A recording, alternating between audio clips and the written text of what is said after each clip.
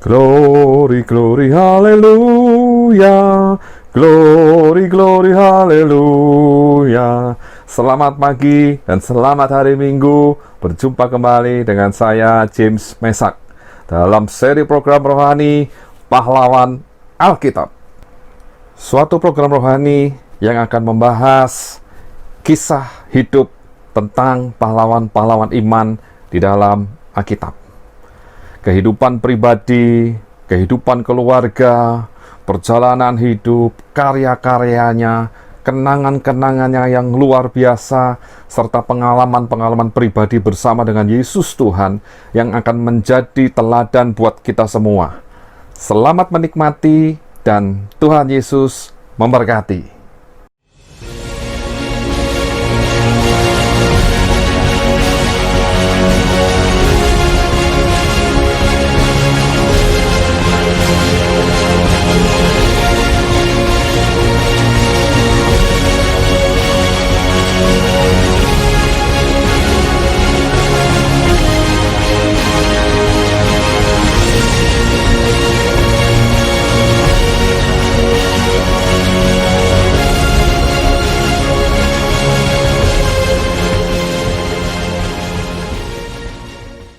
Shalom, selamat pagi kasih Tuhan. Berjumpa kembali dalam program Pahlawan Alkitab, seri yang ke-7 yaitu Gideon.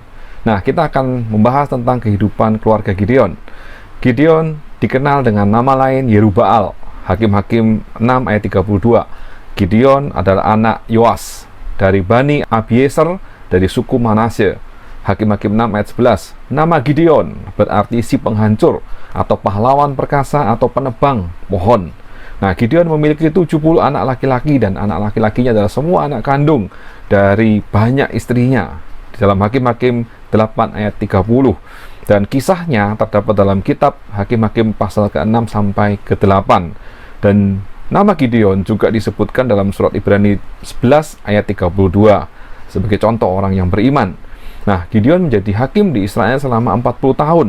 Hakim-Hakim 8 ayat 28. Nah, Gideon bin Yoas mati tua saat rambutnya telah putih dan dikuburkan dalam kubur Yoas ayahnya di Ofra, kota orang Abieser. Hakim-Hakim 8 ayat 32.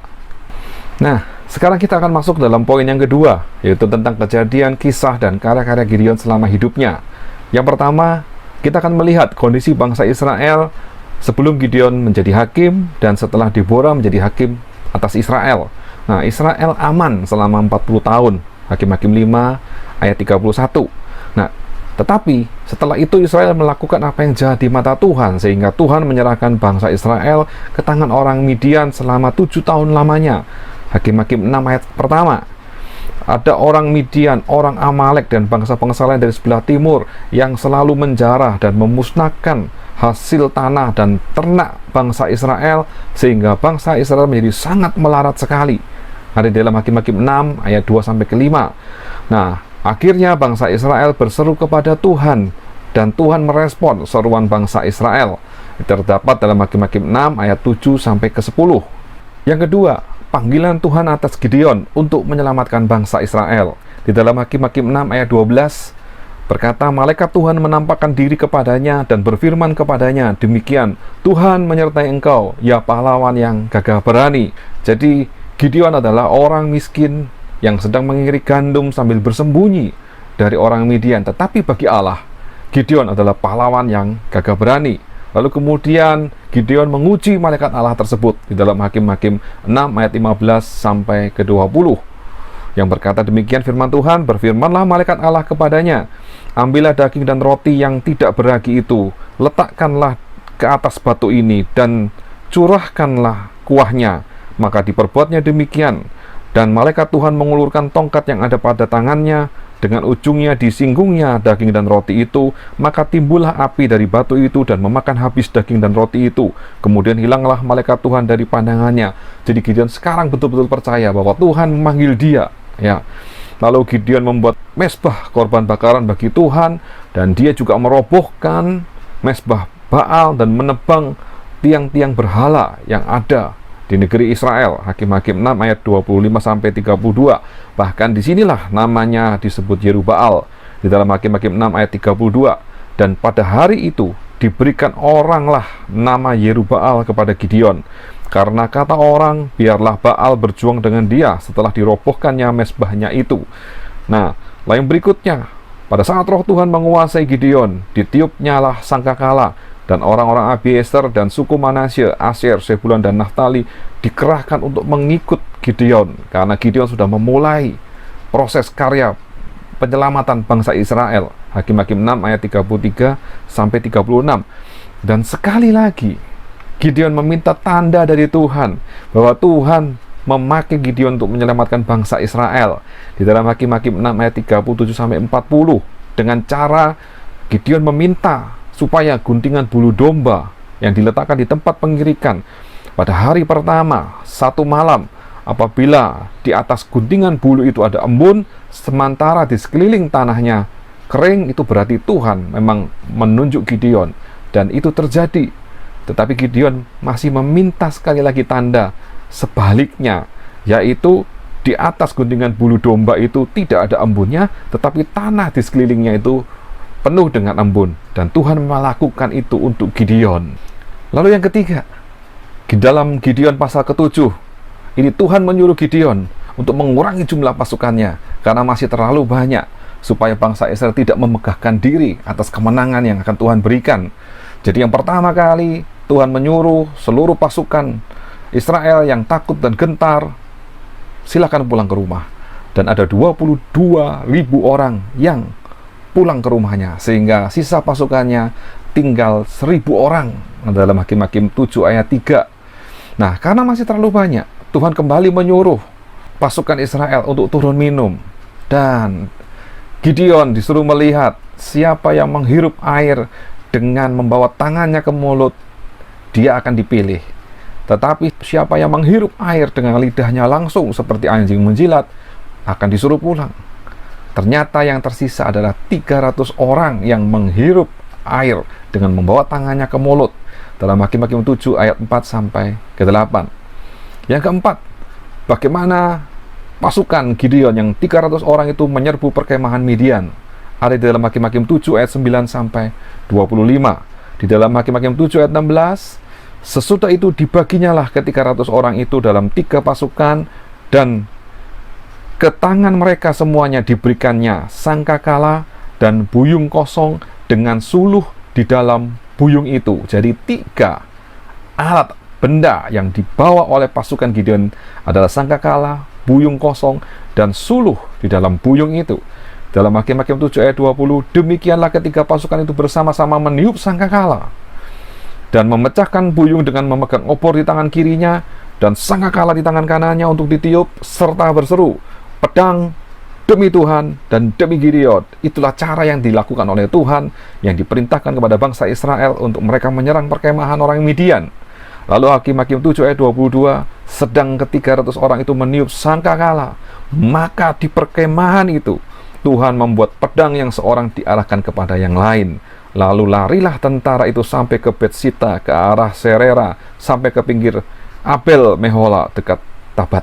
Nah, bagaimana Tuhan bekerja dengan cara yang ajaib untuk memusnahkan, menghancurkan bangsa Midian yang selama ini menindas bangsa Israel. Lalu kita lihat yang kelima, bagaimana akhir daripada kehidupan di negeri Israel setelah orang Israel menang atas orang Midian. Dalam Hakim-Hakim 8 ayat ke-28, demikianlah orang Midian tunduk kepada orang Israel dan tidak dapat menegakkan kepalanya lagi. Maka amanah negeri itu 40 tahun lamanya pada zaman Gideon. Hakim-Hakim 8 ayat 29-32. Firman Tuhan berkata demikian, lalu Yerubbaal bin Yoas pergilah dan diam di rumahnya sendiri. Gideon mempunyai 70 anak laki-laki, semuanya anak kandungnya, sebab ia beristri banyak. Juga gundiknya yang tinggal di Sekem melahirkan seorang anak laki-laki baginya. Lalu ia memberikan nama Abimelech kepada anak itu. Ayat 32, Gideon bin Yoas mati pada waktu rambutnya telah putih, lalu dikuburkan dalam kubur Yoas ayahnya di Ofra, kota orang Abiezer. Demikianlah kisah perjalanan hidup seorang pahlawan yang bernama Gideon. Sekarang kita akan masuk ke dalam poin yang ketiga, keteladanan Gideon bagi kita semua. Yang pertama, Gideon adalah orang yang sederhana. Dia memang adalah orang yang sederhana, orang yang miskin di bangsa Israel, dan dia bersembunyi karena takut akan orang Midian yang akan menyerang. Tetapi saat Tuhan memanggil, malaikat Tuhan menampakkan diri kepadanya, Gideon berani menguji malaikat Tuhan, sehingga Gideon adalah orang yang memiliki prinsip hidup yang tegas dan baik dalam hidupnya. Dia menguji sampai 2 kali. Yang pertama, menguji apakah benar itu malaikat dari Tuhan atau tidak. Yang kedua, dia menguji apakah Tuhan benar-benar memakai dia untuk menyelamatkan bangsa Israel. Jadi, di sini kita juga harus belajar keteladanan Gideon. Di dalam kita menghadapi segala sesuatu, di dalam kita merencanakan segala sesuatu, kita harus memastikan apakah benar Tuhan yang memanggil kita, apakah benar Tuhan yang mengutus kita, apakah benar apa yang kita lakukan sesuai dengan kehendak Tuhan atau tidak. Seperti Gideon menguji akan panggilannya. Lalu yang kedua, Gideon adalah orang yang berani, di mana keberanian inilah yang membuat Tuhan yakin dan menyuruh Gideon untuk menyelamatkan bangsa Israel, dan dikatakan dia adalah pahlawan yang gagah perkasa.